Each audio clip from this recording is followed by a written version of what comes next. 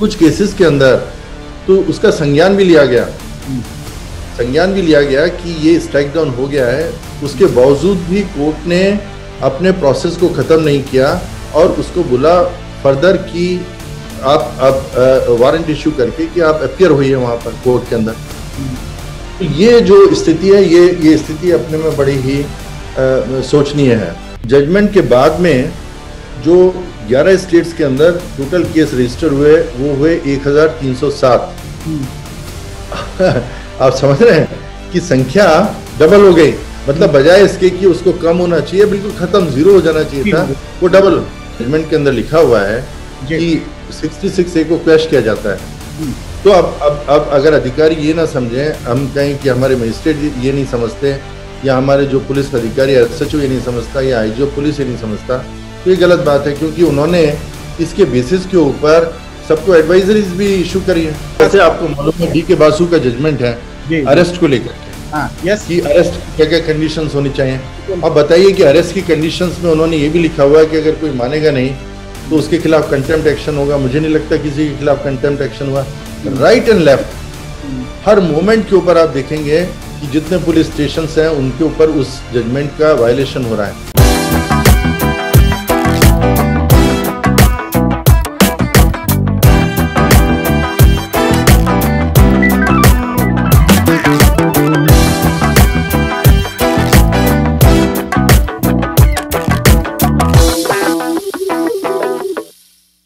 नमस्कार, legal reporter में आपका स्वागत है। मैं हूं विप्लव अवस्थी। भारत के संविधान ने हर व्यक्ति को बोलने की स्वतंत्रता दी है और इस स्वतंत्रता के तहत कोई भी व्यक्ति अपनी सोशल मीडिया पे बातें लिखता है, तमाम अपने एक्सप्रेशंस लिखता है, राजनीतिक दलों के बारे में हो, सरकारी व्यवस्थाओं के बारे में हो।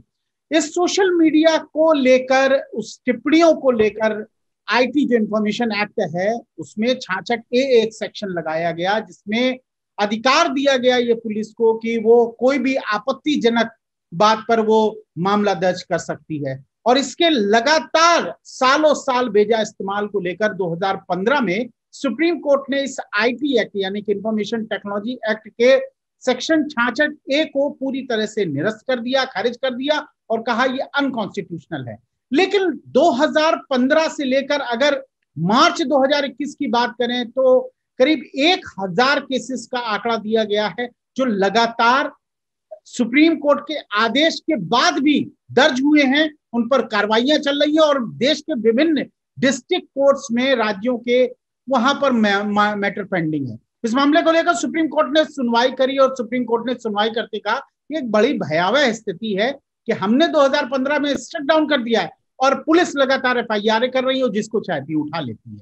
इस मामले में सुप्रीम कोर्ट में Public Union for Civil Liberty की तरफ से सीनियर एडवोकेट संजय पारेख साहब पेश हुए थे और उन्होंने तमाम अपनी बातें रखी। संजय पारेख साहब हमारे साथ जुड़ गए हैं। संजय पारेख साहब, लीगल रिपोर्टर में आपका बहुत बहुत स्वागत है। 2015 में सुप्रीम कोर्ट के इस IT के 66A को निरस्त करने के बावजूद भी पुलिस FIR दर FIR कर रही है। बहुत बड़ा मसला है सर। देखिए, आपने ठीक कहा कि मसला तो बहुत बड़ा इसलिए है कि अगर सुप्रीम कोर्ट के आदेश की अनुपालना ना हो जी, देश के अंदर, एग्जीक्यूटिव ना करे और जुडिशरी भी, क्योंकि ये सारे जो केसेस हैं ये डिस्ट्रिक्ट कोर्ट्स के अंदर पेंडिंग हैं। बिल्कुल। तो इसका मतलब ये हुआ कि जो रूल ऑफ लॉ की हम बात करते हैं वो रूल ऑफ लॉ कहाँ रह जाता है जी। और ये इसलिए इम्पोर्टेंट है कि जो 66A है, जैसे आपने बताया शुरू में कि ये फ्रीडम ऑफ स्पीच और एक्सप्रेशन को लेकर के है। अब मान लीजिए किसी ने कुछ लिखा, उसका लिखना किसी को अच्छा नहीं लगा और उसने पुलिस में जाकर के लॉन्च कर दी कंप्लेंट और इसके बावजूद भी कि 66A स्ट्राइक डाउन हो गया है, उसके खिलाफ केस रजिस्टर कर लिया। रजिस्टर करने के बाद में वो कोर्ट में गया, कोर्ट के अंदर उन्होंने उनको सम्मन इशू किया और वो चल रहा है, कई सालों से चल रहा है। ये देखने में आया जो जिस तरह के उदाहरण दिए गए हमने अपनी एप्लीकेशन के अंदर जी, कुछ केसेस के अंदर तो उसका संज्ञान भी लिया गया, संज्ञान भी लिया गया कि ये स्ट्राइक डाउन हो गया है। उसके बावजूद भी कोर्ट ने अपने प्रोसेस को खत्म नहीं किया और उसको बोला फर्दर कि आप वारंट इश्यू करके कि आप अपीयर होइए वहां पर कोर्ट के अंदर। तो ये जो स्थिति है, ये स्थिति अपने में बड़ी ही सोचनीय है। उसका एक और कारण है कि जैसा आपको मालूम है संविधान के अंदर 141, 142, 144 जो आर्टिकल्स हैं उसके अंदर ये प्रावधान है कि जो सुप्रीम कोर्ट के डायरेक्शंस हैं वो सारी अथॉरिटीज के ऊपर और सारे कोर्ट्स के ऊपर बाइंडिंग होते हैं। हुआ ये कि जब ये स्थिति हमें मालूम पड़ी करीब 2-3 साल के बाद में, तो फरवरी 2019 को उससे पहले एप्लीकेशन फाइल की थी, लेकिन सुप्रीम कोर्ट के पास हम ये संज्ञान में लेके आए कि देखिए ये तो आपने स्ट्राइक डाउन कर दिया है, उसके बावजूद भी केसेस रजिस्टर हो रहे हैं सब जगह। उस समय अटॉर्नी जनरल अपीयर हुए और सुप्रीम कोर्ट ने डायरेक्शन दिया कि इसकी कॉपी, जजमेंट की कॉपी सारे पुलिस स्टेशंस पर भेजी जाएगी और सारे डिस्ट्रिक्ट कोर्ट्स के अंदर भेजी जाएगी थ्रू हाई कोर्ट, और वहां जो भी उनका डीआईजी है या आईजी उनके थ्रू भेजी जाएगी। ये कब का आदेश था पारेख सर? ये आदेश था 15 फरवरी का 2019 का। 2019 का जी। उसमें एक्चुअल में ये नहीं कहा गया कि आप सबको क्वैश कर दें, क्योंकि ये बात तो बिल्कुल समझ में आती थी कि अगर आप ये आदेश को भेजेंगे इसका मतलब यही है कि अनुपालना करना है। तो ये सोचा गया था उस समय कि अगर इसको भेजा जाएगा तो उसकी अनुपालना में जितने भी डिस्ट्रिक्ट कोर्ट्स हैं वो जितने मैटर्स हैं उनको क्वैश कर देंगे जो 66A के अंदर है। बिल्कुल। और पुलिस कोई भी रजिस्टर नहीं करेगी, ऐसे ही होना चाहिए था। लेकिन जब ये पाया गया, जब ये अभी एप्लीकेशन की है कि जो केसेस है उनकी संख्या तो ज्यादा हो गई है। मैं आपको अगर कहें तो मैं एक आंकड़ा बताना चाहूंगा जो मैंने कोर्ट के अंदर भी जी बताया था। वो आंकड़ा ये है 11 स्टेट्स की स्थिति है। तो अगर हम ये 24/3/2015 लें जो इसकी कट ऑफ डेट है, माने एक तरीके से जिस दिन जजमेंट हुआ, तो जजमेंट के पहले क्या स्थिति थी और जजमेंट के बाद में क्या स्थिति है। जजमेंट के पहले जो 11 स्टेट्स हैं उसके अंदर 681 केस रजिस्टर हुए और जो पेंडिंग केसेस थे 24/3/2015 के वो थे 229 जी। लेकिन जजमेंट के बाद में जो 11 स्टेट्स के अंदर टोटल केस रजिस्टर हुए वो हुए 1307। आप समझ रहे हैं कि संख्या डबल हो गई। मतलब बजाय इसके कि उसको कम होना चाहिए, बिल्कुल खत्म, जीरो हो जाना चाहिए था, वो डबल से डबल हो गई या डबल से ज्यादा हो गई। और जो पेंडिंग केसेस हैं वो अभी के समय में 570 केसेस पेंडिंग जो मार्च के अंदर बताया उसमें है। तो अगर दोनों को जोड़ लिया जाए, जो पहले पेंडिंग थे 24/3/2015 से और जो उसके बाद के हैं, उसकी संख्या करीब आती है 745 केसेस जो 11 स्टेट के अंदर पेंडिंग है। और अगर सही आंकड़ा आएगा तो मालूम पड़ेगा कि इससे भी ज्यादा केसेस जगह जगह पर पेंडिंग है। अब प्रश्न ये उठता है कि सुप्रीम कोर्ट ने इसीलिए जो बहुत स्ट्रांग स्टेटमेंट दिया इसके बारे में, वो इसलिए जरूरी था। और मैंने कहा कि जरूरी बात यह है कि हमको इंश्योर करना कि सुप्रीम कोर्ट के जजमेंट की कॉम्प्लायंस किस तरीके से हो, क्योंकि उसकी केवल इसी की बात नहीं है, जनरली जो इशू, और इसीलिए मुझे लगता है कि आप मुझसे सवाल पूछ रहे हैं कि केवल इसी के बारे में बात नहीं, क्योंकि यहाँ तो फ्रीडम ऑफ स्पीच और एक्सप्रेशन की बात है और लोगों के अधिकारों का हनन उस तरीके से हो रहा है। लेकिन हम बहुत सारे और भी जजमेंट्स देखेंगे जो बाइंडिंग है, लेकिन उसको कई बार कोर्ट फॉलो नहीं करते, कई बार पुलिस फॉलो नहीं करती, अथॉरिटीज फॉलो नहीं करती। अरे सर, क्या मेरा सवाल है कि फरवरी 2019 में जो सभी राज्यों के पुलिस अधिकारियों को और थानों तक पहुंचाने के ऑर्डर थे, क्या उसमें स्पष्टता नहीं थी? क्या ये एक बड़ा कारण रहा? या जैसा आपने कहा कि अदालतों को खारिज कर देने चाहिए थे, क्वैश कर देने चाहिए थे, चूंकि उनके पास स्पष्टता नहीं थी ऑर्डर की, इसलिए वो कंटिन्यू करते रहे। ये एक बड़ा कारण है, आप समझते हैं? जी नहीं, ऐसा देखिए ये कारण नहीं है, ये तो सभी को मालूम है। जब उन्होंने ये जब उसमें जजमेंट के अंदर लिखा हुआ है कि 66A को क्वैश किया जाता है, तो अब अगर अधिकारी ये ना समझें, हम कहें कि हमारे मजिस्ट्रेट ये नहीं समझते, या हमारे जो पुलिस अधिकारी एसएचओ ये नहीं समझता, या आईजीओ पुलिस ये नहीं समझता, तो ये गलत बात है, क्योंकि उन्होंने इसके बेसिस के ऊपर सबको एडवाइजरीज भी इशू करी है कि भाई आप इस तरीके से इसको फॉलो करें। इसके बावजूद भी उसका कॉम्प्लायंस नहीं हुआ, ये सोचनीय बात है ना, ये तो चिंताजनक बात है कि ऐसा क्यों हुआ। इसी स्थिति को हमने इस अपनी जो नई एप्लीकेशन है उसके अंदर उठाया। अब बात ये उठती है कि जब ये हियरिंग पर आया तो अटॉर्नी जनरल ने कहा कि ये इसलिए हो रहा है क्योंकि जो जो आपकी स्टैट्यूट बुक है, जो जो पब्लिशर्स करते हैं, उसके अंदर उन्होंने 66A को वैसे ही रखा हुआ है, उसको हटाया नहीं है। नीचे लिख दिया है इसमें कि question in such and such judgement, लेकिन क्योंकि वो स्टैट्यूट बुक के ऊपर है, इसलिए जो भी अपने मजिस्ट्रेट्स होते हैं, जजेस होते हैं, वो सोचते हैं कि 66 से कंटिन्यू कर रहा है। और यही बात शायद आपके जो थाने हैं उसके अंदर भी यही बात होगी कि 66 से जब वो देखते हैं उसके अंदर कि हटाया नहीं गया, तो उन्होंने कहा कि नहीं, इसको यहाँ से हटा करके और वहां लिखें कि this has been struck down by the Supreme Court, और नीचे जो उसका पुराना जो भी प्रोविजन है जो मतलब अमान्य हो चुका है उसको आप चाहें तो नीचे लिख दें। उसके अंदर लिखना जरूरी या नहीं है जो भी बात है, लेकिन केवल इतनी छोटी बात नहीं है। अटॉर्नी जनरल का ये सबमिशन आपको कितना प्रैक्टिकल लगता है? देखिए देखिए, बात ये है कि ये तो कोई बात नहीं हुई ना कि अगर मान लो आपका कॉम्प्लायंस केवल एक जो प्रिंटेड बुक है उसी के ऊपर डिपेंडेंट है।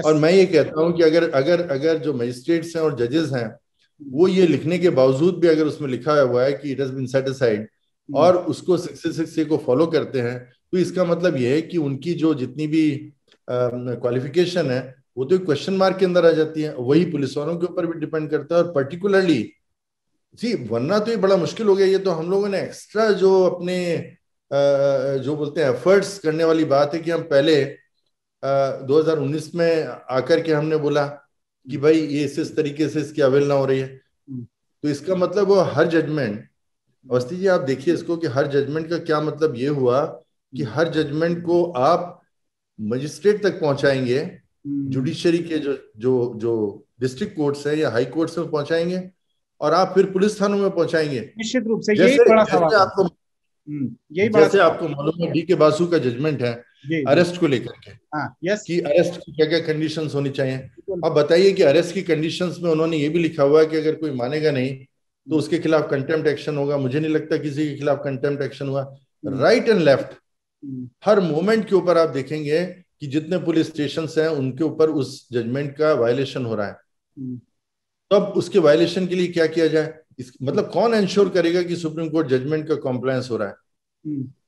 ये एक बहुत बड़ा क्वेश्चन है, और मुझे लगता है कि इसकी कॉम्प्लायंस को अल्टीमेटली इंश्योर करना कि जो जुडिशियल कोर्ट्स की डिग्निटी है वो मेंटेन रहे, वो कोर्ट्स को ही करना चाहिए। और सुप्रीम कोर्ट क्योंकि सबसे बड़ा कोर्ट है, एपेक्स कोर्ट है, तो उसको निर्धारित करना चाहिए कि हमारे जजमेंट की अनुपालना कैसे। जो टिप्पणी जस्टिस रोहिंटन नारिमन ने की कि एक बड़ी भयावह स्थिति है, पारिक सर आपका इंटरप्रिटेशन क्या कहता है? वो किस भयावता की बात कर रहे हैं? उस भयावता की जहां एक खुद सुप्रीम कोर्ट का निर्णय 2015 में आता है और उसको ही ना पढ़ा जाता है ना पालन किया जाता है, या भयावता वह कि लोगों को पता है, यानी कि उन अधिकारियों को, सक्षम अधिकारियों को, उन जुडिशियल ऑफिसर्स को पता है, उसके बावजूद भी वही ढर्रा चला आ रहा है? ये दोनों चीजें हैं जी, दोनों चीजें इस तरीके से हैं कि आप देखिए कि पूरा का पूरा संविधान जिसके अंदर आपकी न्यायपालिका की एक भूमिका है जी, और उसकी भूमिका यह है कि अगर कोई प्रोविजन अनकॉन्स्टिट्यूशनल है उसको स्ट्राइक डाउन किया जाए, तो इसका मतलब हुआ कि वो गलत है, वो आपके फंडामेंटल राइट्स को अफेक्ट करता है, आपके जो मूलभूत अधिकार हैं उनको प्रभावित करता है, या आपके दूसरे जो अधिकार हैं उनको प्रभावित करता है। तो अगर उन्होंने किसी तरह का निर्णय लिया है, तो अगर किसी व्यक्ति के पास तक वो कि उसके अधिकारों का हनन ना हो ऐसे पहुंचना है, तो उसको लाभ तो मिलना चाहिए, बिल्कुल लाभ मिलना तो बहुत जरूरी है। और अगर उसको लाभ नहीं मिल रहा तो इसका मतलब है कि हमारे यहाँ जो कॉन्स्टिट्यूशनल मशीनरी है या रूल ऑफ लॉ है उसका वायलेशन हुआ। ये तो एक बात हो गई साधारण तौर के ऊपर। दूसरे तौर पे बात ये हुई जो बहुत गंभीर है, वो गंभीर ये है कि अगर आपको मालूम है ये जजमेंट हो गया है, और अगर फरवरी में मतलब वैसे तो कोई जरूरत नहीं है, जैसे मैंने आपको बोला, वरना हर जजमेंट फिर इनके थानों इन सबके पास जाएगा। बिल्कुल। क्या अगर इनके उनको ये समझ में नहीं आता कि एक जजमेंट दिया है तो जजमेंट को जैसे भी गवर्नमेंट को करना है अपने लोगों को भेजे, उनको बोले कि इसको इस तरीके से समझना चाहिए। लेकिन अगर उसको भेजने के बाद भी उसकी अवहेलना हो रही है, थानों में अगर रजिस्टर हो रहा है केसेस और कोर्ट्स के अंदर चल रहा है, तो ये तो अपने में एक बहुत ही मतलब shocking kind of state of affairs है। ठीक है। छाछठ ए के दुरुपयोग को लेकर जो पुलिस की पावर है, संजय सर, इम्पोर्टेंट वो था कि जहां पुलिस ने एफआईआर रजिस्टर करी, वो आपत्तिजनक टिप्पणी का हम साफ तौर पर मतलब समझते हैं वो क्या होता है। वो बहुत व्यक्तिगत टिप्पणी नहीं होती है, ज्यादातर राजनीतिक टिप्पणियां होती हैं, और जो वर्तमान में सरकारें चल रही होती हैं और उनके अगर अगेंस्ट में, सरकार के किसी कार्य के अगेंस्ट में की जाती है, तो निश्चित रूप से उस पर 66A की एफआईआर की जाती है। इसके बाद पुलिस को एक पावर होती है कि वो जाती है, वो घर से उठा लाती है, कहती है 66A में आपको हमने बुक कर दिया। मुद्दा शायद ये था एक बेहतर, जिस पर संजय पारिक सर आप ज्यादा प्रकाश डाल सकते हैं, कि पुलिस को ये जो पावर मिली थी कि उठा के, और आपने फेसबुक में कुछ भी लिखा उठा के बंद कर दिया, इस पावर को कहीं ना कहीं वो अभी तक एक्सरसाइज इसलिए करना चाहते थे क्योंकि उनके कहीं ना कहीं आकाओं को इस बात की जरूरत थी कि उन पर कोई किसी तरह की टीका टिप्पणी ना हो, और एक डर का, भय का माहौल जो 66A से था वो बरकरार रहे। अब बिल्कुल बिल्कुल आपने ठीक बोला। एक बहुत बड़ा पॉलिटिकल रीजन तो बहुत बड़ा पॉलिटिकल रीजन है। जी। और कुछ बहुत लंबे समय तक, और जो मुझे लगता है मानसिकता अभी भी उनके अंदर चल रही है कि भाई, जैसा आपको मालूम है, अब जैसे टाडा पोटा और ये सब केसेस होते हैं जिसके अंदर कन्विक्शन रेट होता है 1%, वहां तो चलिए कोई वो स्ट्राइक डाउन नहीं हुआ। आपको मालूम है कि 66 से स्ट्राइक डाउन हो चुका है, वो एग्जिस्ट नहीं करता। लेकिन कोई बोलेगा अरे भाई कोई बात नहीं है, तुम इसके ऊपर डालो, अभी फिलहाल तो बाद में देखेंगे, क्योंकि उनको मालूम है कि अगर शुरू हो भी गया, बाद में जाकर के आपने कर दिया, भाई मुझे मालूम नहीं था 66 के अंदर क्या हुआ। अब और उसके बाद में कोर्ट में जाएगा तो कोर्ट जो देखेगा देखेगा, तुम क्यों परेशान होते हो।